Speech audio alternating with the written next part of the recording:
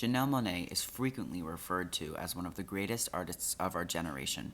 Her past three projects have all been met with universal acclaim, and despite lacking very much mainstream success, she's been praised over and over for nearly all aspects of her career. Nearly all. See, many focus on her mind-bending Metropolis suites, which tell the story of Prisoner 57821, the marvelous science fiction world-building, the potent lyricism, etc., etc. But when an artist is so heavily praised, often the smaller aspects of their work are taken for granted and lost in the shuffle.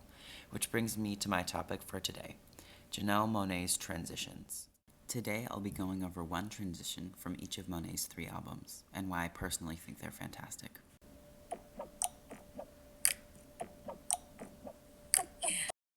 First, we head all the way back to her 2010 effort, The ArchAndroid. The ArchAndroid was an instant critical success and still holds a jaw-dropping 91 out of 100 on Metacritic, putting it in the site's top 40 albums of all time. The transition comes right away between the second and third songs on the record, Dance or Die and Faster. Understanding the background of the songs is key to understanding the genius of this transition. The ArchAndroid tells the story of Cindy Mayweather, an exiled cyborg who has fallen in love with a human. The second suite of her adventure tells of her running so as not to be captured and reprogrammed. It's fast-paced and delightful, and the transition here is best due to its simplicity. Here, take a second to listen to it.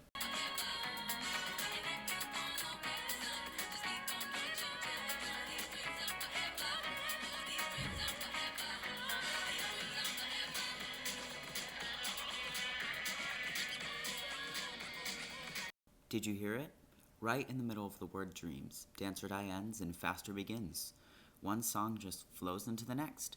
This fluidity perfectly keeps the pacing of the album where it needs to be and puts the listener into the position of Cindy's. There's no time to waste right now.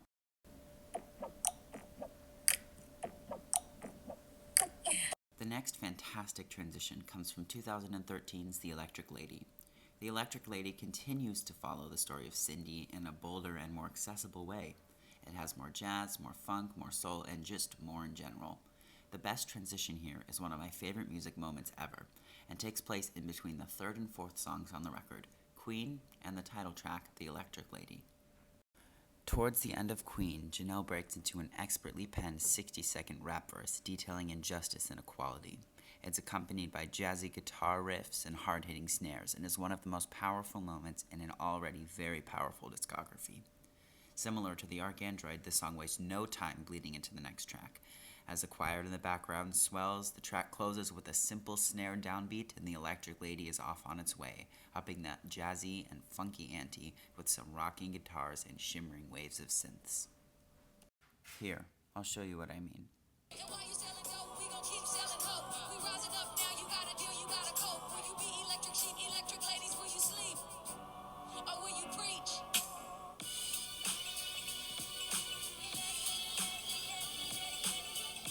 Electric Lady takes everything great about Queen and amplifies it to the nth degree, trading in Queen's serious tone for a more relaxing one. For the first time, Cindy's letting loose and partying. She's being herself, and what's wrong with that? This sudden shift in ideology for her is split by that one snare downbeat, and it changes her trajectory for the songs, suites, and albums to come.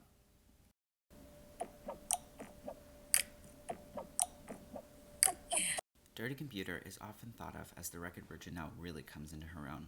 She sheds the suite format, and more of the songs are a reflection of America than they are Cindy's futuristic world of Metropolis. The record continues deeper down the aforementioned path of carefreeness marked by the snare from the Electric Lady. The new album also is her most political, with a taste of politics being hinted at in the first few tracks.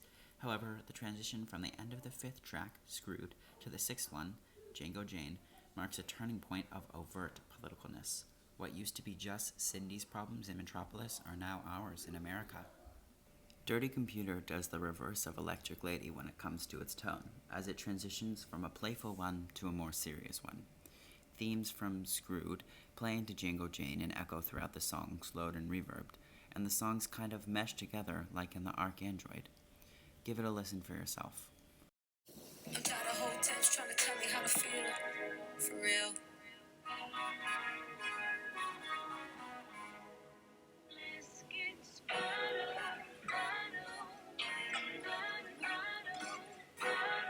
The transition shows that we had our fun, but it's time to get into the meat of the album. There's still fun to be had, but not without politics.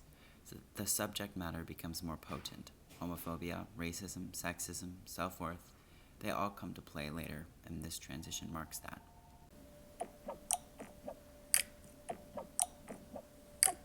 So what does it all mean?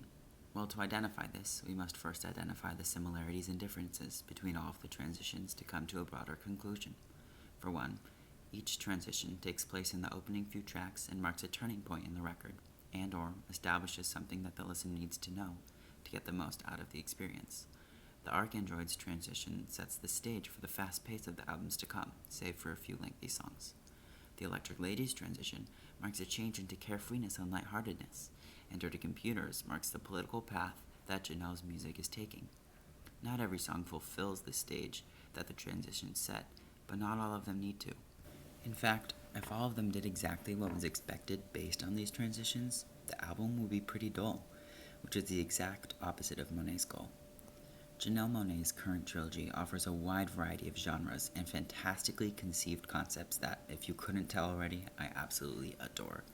Oodles of thought and care are put into every aspect, especially these criminally underrated transitions. Rarely does music offer such an engrossing and interesting universe to explore.